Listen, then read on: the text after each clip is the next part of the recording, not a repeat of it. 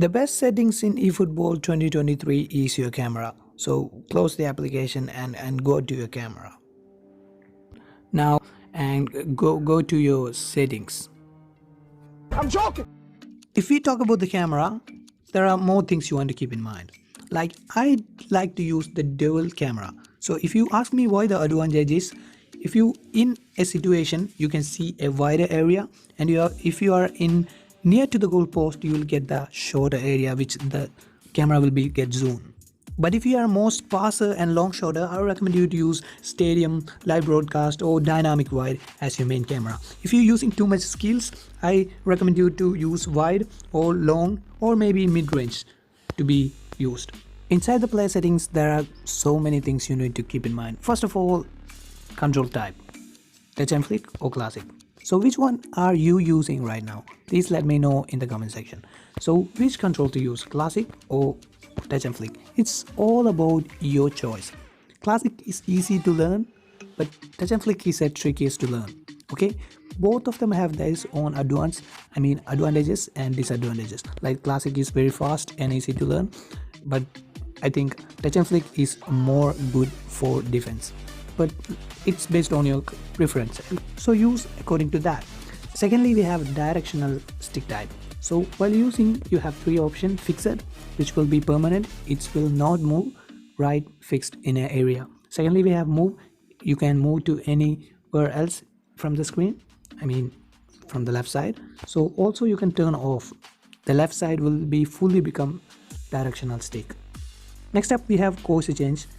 Inside the course change, which simply means changing the play. So you have two options to change the play, like one play to another.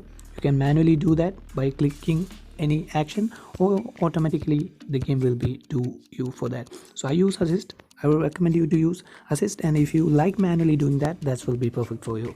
So next up, we have movement input range, which simply means the sensitivity of the player to the things you are doing. Like if you take it as a narrow, the player will be very sensitive and do the step fastly and very sensitively. If we do its medium, it will be on the medium, and wide will be much slower. Okay, this is the settings of the movement input range. Next up, we have for only touch and flick control, there is a course change. As we mentioned, if you are using a manual course change, you can tap on the screen for changing the play, or double tap or flick for changing the play. And additionally, if you use classic control, you have more options. First one is defending control type. You have standard and pressure style. So I recommend you use standard. The players have not familiar with these two, so there are things not properly done inside this. So next up, we have button configuration, which is the new feature, which is the great feature. You can now move the button anywhere as you want. Like you can use a 4-finger or 5-finger crown like this. This is a new feature which will be pretty great, but the problem is we can change the size of these buttons, which is a drawback. So you can use like this. Next up, we have button opacity, which means the visibility of the button.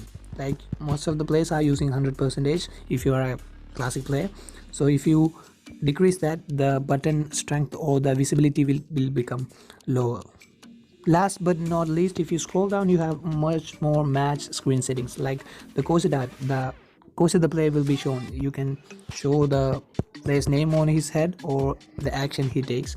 So it's according to you. You can turn on a next play indicator, which will be a grade for defending.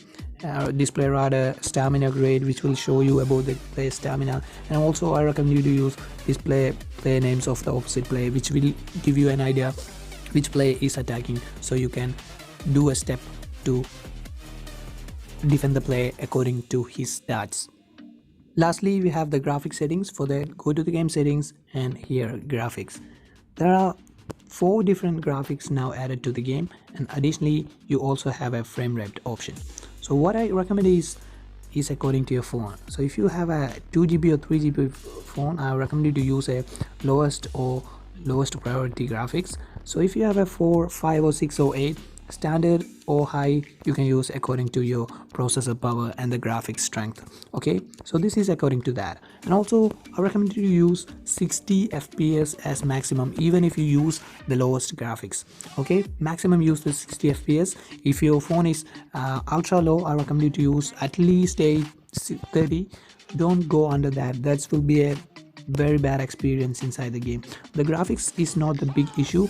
Even if you use the lowest graphics, I recommend you to use the maximum frame as possible. So these are the things you want to keep in mind while setting up your game settings. So that's it for this video. Hope you enjoyed. If then, please give it a like and share to your friends. Thanks for watching. Have a nice day.